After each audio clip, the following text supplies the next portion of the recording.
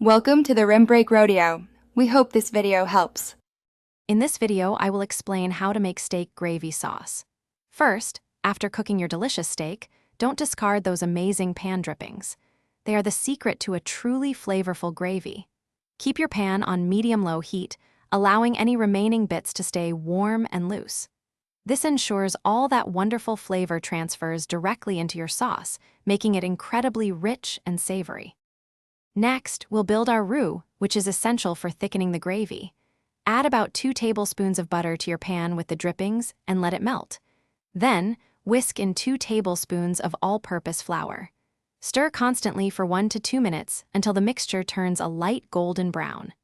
This step cooks out the raw flour taste and creates a smooth, lump-free base. Now it's time to add the liquid. Slowly pour in about 1½ cups of beef broth or stock, whisking continuously to prevent any lumps. Keep whisking until the gravy is completely smooth. Bring the mixture to a gentle simmer over medium heat, stirring occasionally. As it simmers, the gravy will naturally thicken to a perfect consistency. Finally, let's season our delicious gravy. Taste it and add salt and freshly ground black pepper as needed. For an extra layer of savory depth, a dash of Worcestershire sauce works wonders.